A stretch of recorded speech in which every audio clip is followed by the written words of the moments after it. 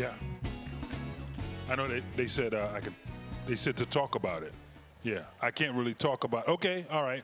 I'll still talk about it. Yeah, I said there. I'm not supposed to talk about Bruno, but we are going to do it today. And here today we have Encanto's amazing Academy Award-winning filmmakers who are going to give us an in-depth look into this smash hit from Walt Disney Animation Studios. Ryan, I think you have something or someone exciting to introduce to us. That's right, Mark. I actually have three someones. We're about to meet some of the creators of a film that streams endlessly in my house and probably in the homes of many of our viewers. The first of our three guests previously served as co-director and screenwriter of the Oscar-winning Zootopia and the Oscar-nominated Moana, and he executive produced the Oscar-nominated Raya and the Last Dragon.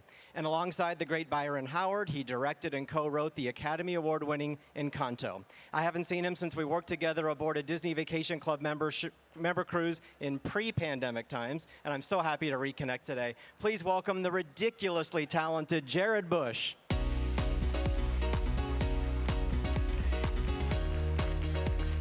Hello, my friend.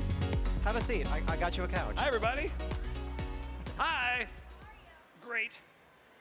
Our second guest today is a multi-talented producer I'm thrilled to meet for the first time. Her work on Encanto gives her the distinction of being the first Latina filmmaker to receive an Oscar for Best Animated Feature. She previously served as production manager on the Oscar-winning feature Big Hero 6, as well as Moana, and I'm just delighted to have her with us today. Please welcome Yvett Merino.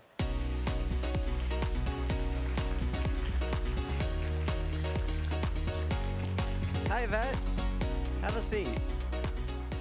And rounding out our terrific trio is a gentleman whose career path is proof that it's never too late to change direction.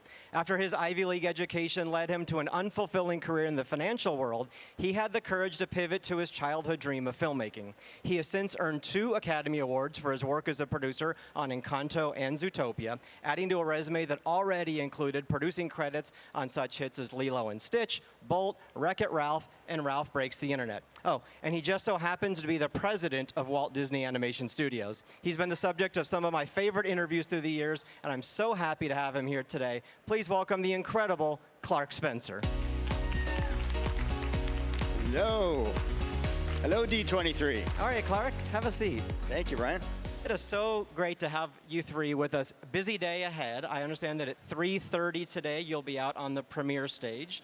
And so I'm glad you're spending a few minutes here first. Let's talk about this little film called Encanto. I have a 6-year-old daughter who's obsessed with the film. I'm not sure I've ever seen a Disney film as many times as I've seen Encanto. So it's a good thing that I love it too.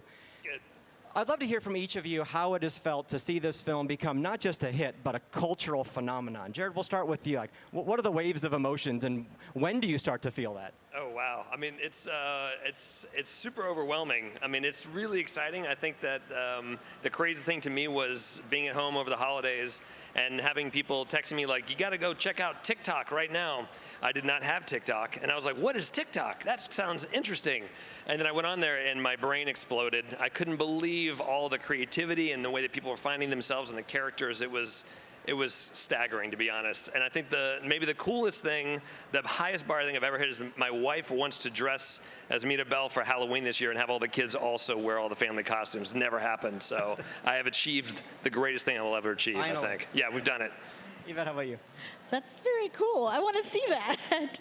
The same. It was just, we work so hard on these films and we put them out to the world and we hope that they connect with people. And so as it started growing, I was like, oh, good. People are finding it and they're connecting to it. And then I was on TikTok before you, so. But then, I was watching through TikTok, and all of a sudden it starts popping up everywhere. And I was like, oh, what's happening here? And then it just exploded. And it's so exciting.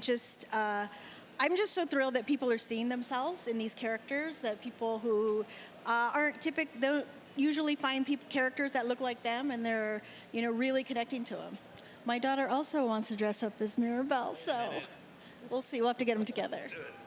And Clark? Yeah, I think, as Yvette was saying, we spend 4 to 5 years on these films, and we really don't know how the world's going to receive them. You hope, you really do, you hope that the world will find it, discover the characters, see themselves in it, that they'll fall in love with the world and the music. And then to see that happen, it's such a gift. It's an incredible gift. Yeah. Yvette, let's go back to something you just said about people seeing characters in film that look like them. This film is such a beautiful celebration of Colombian people and cultures. What does that mean to you as a Latina filmmaker?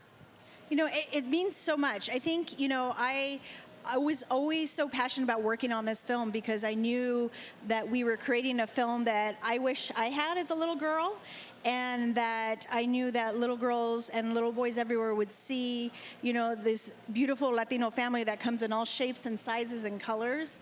And one of my favorite moments is when the dolls had just come out and we got one at home and my little girl says, "Oh, she has brown eyes like me," and she immediately connected to those characters, so it was great. Powerful.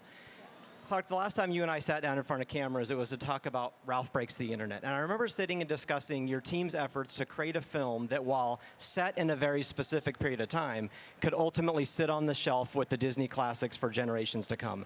Encanto certainly feels destined to have a very long shelf life. What do you think it is about this film that has it set up for future generations? Well, I think a couple of things. Thematically, I think people can. This is a universal theme, right? It is about a character who's trying to figure out where she belongs and how she fits within this family, and realizing that she has a gift like every person has. She may not know it, she may have to discover it, but she has it. But I think the other aspect of it is music. I mean, one of the things that is so common about Disney animated films is the musical aspect of them. And these songs that Lin-Manuel Miranda wrote are songs that will last forever. And I think that's what brings people back to watch it over and over again. And it's true. It's incredible to think that a film can 5, 10, 15, 20 years later still resonate. And I think Encanto will. Yeah, you mentioned Lin-Manuel Miranda. What's great about this music is it doesn't just support the story, it really propels the story. As a writer, how is that collaborative process with Lin-Manuel Miranda for you? Oh, I mean, it's the best.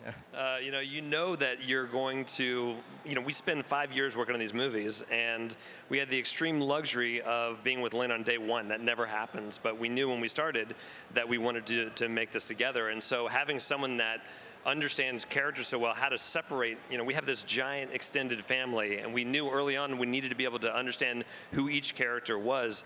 And Lin is so good at not just musicalizing what they're going through and their struggles, but making all of those things sound very different, and then being able to listen to that as a whole and feel like that's this giant cohesive family music story that you've heard. So I think as a collaborator, he is unbelievably humble and hardworking, and he makes it look easy, but he works so hard, and just one of my people to work with, my favorite people to work with. Well, I have so many questions more to ask you. I'm going to have to follow you around the expo floor. Let's hear it again for the Academy Award-winning filmmakers of Encanto.